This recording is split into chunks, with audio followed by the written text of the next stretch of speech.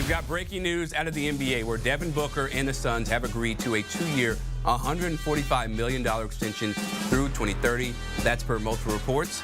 The four-time All-Star has spent his entire 10-year career in Phoenix, averaging just over 25.5 points and 7 assists per game last season. Booker is now set to earn $316 million with the Suns over the next 5 seasons. And for more on this breaking news, we bring in CBS Sports NBA writer James Herbert. And James, Phoenix giving as much money as they are legally allowed to give Devin Booker with this massive extension. They take care of their franchise star. First off, what's your reaction to this news after everything that has taken place in Phoenix just these past few months?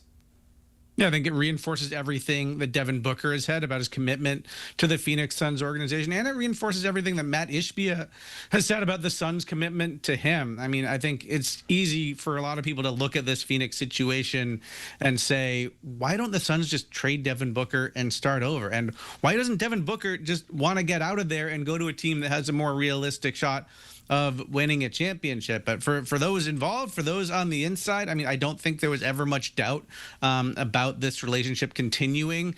And this is a show of faith in each other. I mean, from Phoenix's perspective, it's a show of faith in Booker continuing to be an all-NBA caliber player as he gets into kind of the meat of his prime. And from Booker, it's a big-time show of faith in the organization and the front office specifically in terms of, you know, signing up to stay with a team that, as presently constructed, does not really look like a championship contender, might not even be a playoff team next season. But he's, you know, pledged that he wants to win there. He wants to stay there. He wants to be one of those guys that spends his whole career with one team if possible. So, you know, I mean, the money isn't bad, but I think also, you know, this is a sign that Booker does have some faith, some belief in what the organization is trying to do.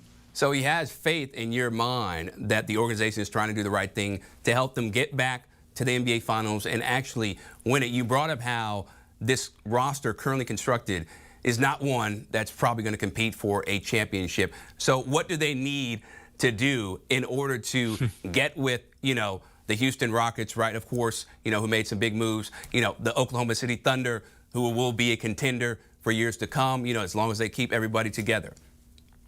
Yeah, I mean, they're a long way away, honestly. I mean, after the Durant trade, you look at what's left on the roster, then you look at the possibility. I mean, it's reported they're going to waive and stretch Bradley Beal really soon. And in a contrast to what the Bucks did with Damian Lillard, waiving Bradley Beal won't necessarily put the Suns in a position to go and add a whole bunch of other pieces to the roster and give them a bunch of flexibility. It'll just, you know, it'll save them money. And that's a big deal for ownership. But I'm not sure that really changes the Suns' outlook. In fact, it just sort of ensures that they will have this dead money on their books for the next 5 years. So I'm not super optimistic about the Suns putting together a championship caliber roster over the life of this contract. Honestly, they're in a pretty rough spot, but could they be competitive? Could they be a playoff team?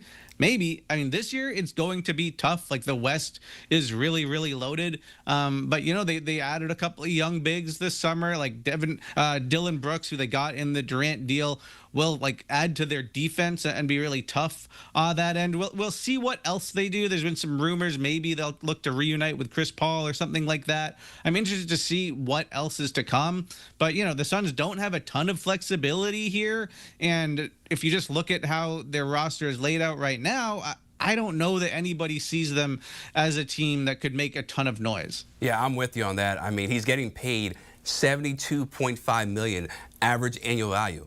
That's more than any player in the NFL, James, which is crazy to think about. Just the amount of money that he's getting paid. It's almost like he's getting paid $1 million, right, for each game at 72.5. We're getting close to that. I just want to ask you, what do you make of these video game contracts that we're seeing from these players year in and year out? Yeah, I mean, it's a reflection that the league is in a really good place, and that the league just signed a really favorable new TV deal, because as the league's revenue goes up, so too do player salaries. It's a pretty simple formula, right? And I think there will be sort of sticker shock for some viewers who are just looking at these numbers and thinking, wow, this is so crazy. This is a lot different than what I grew up with, or what like the stars of a generation ago were able to earn during the span of their careers. But the NBA is in a different place. It's in a healthier place financially than it ever has been. And you have to sort of look at this as a percentage of the salary cap. If you're thinking from a team building perspective, that has not really changed recently. It's just that the salary cap is going to get bigger and bigger and bigger as this new TV money rolls in. So the projected value of all of these contracts for these guys who would have been max contract guys anyway, they're just naturally going to look larger. But ideally, you know, the way that this is supposed to work is that you are a star player who gets drafted, stays with that team, continues signing extensions.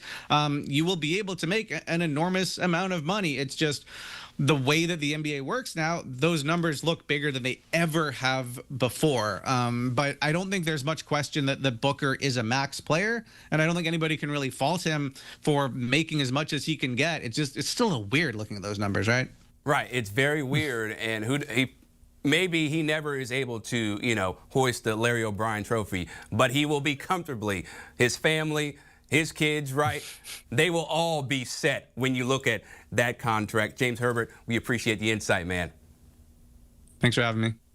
Of course, and look, Devin Booker is the highest paid player when you look at the NBA, the NHL, NFL, and Major League Baseball. He's $2.5 million above Shohei Ohtani. You get 70 average annual value, and then you have SGA 68.1 million. Just stupid money.